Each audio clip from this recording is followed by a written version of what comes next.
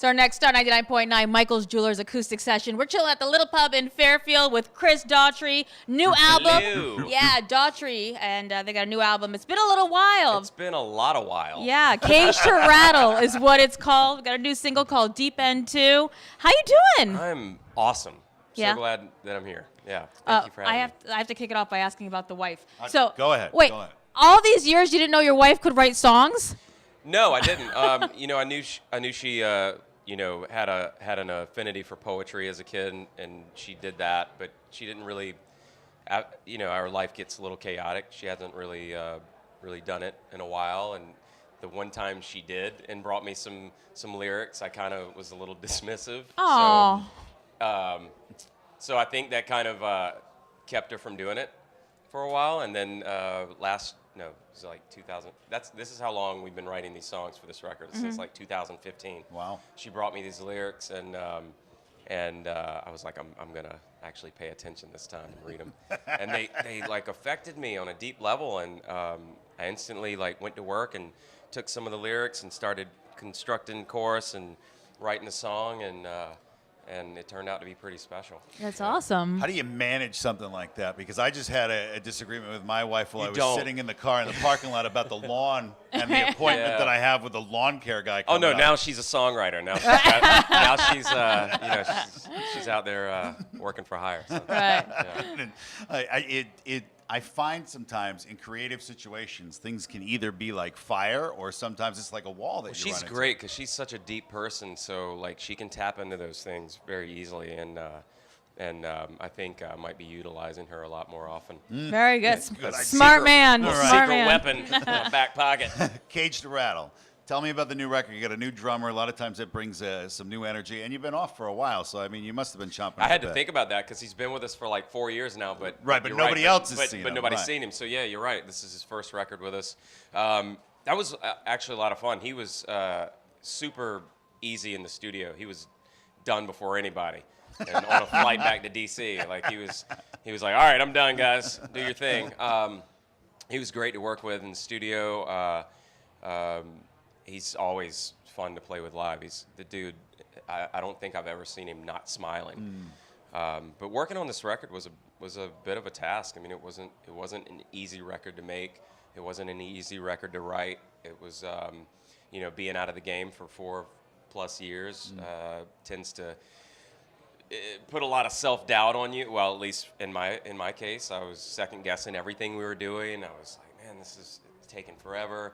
After this long, is this even good enough? Is this even what the fans want to hear? Right.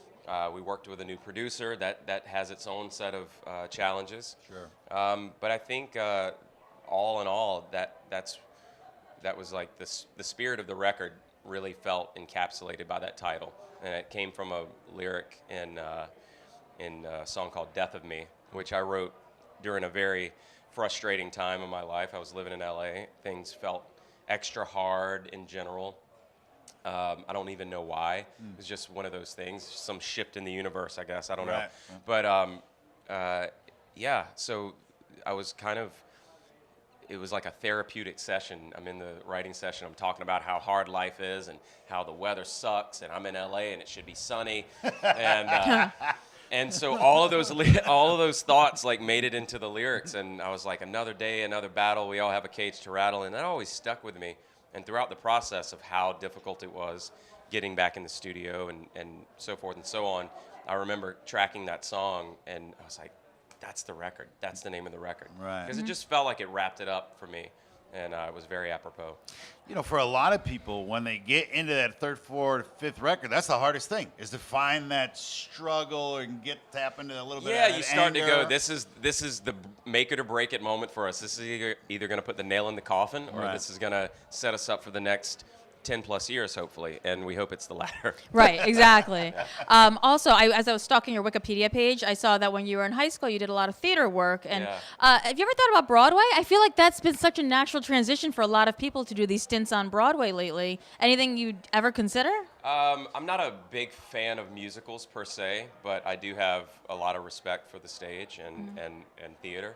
I would love to do more acting in general, preferably TV and film, but.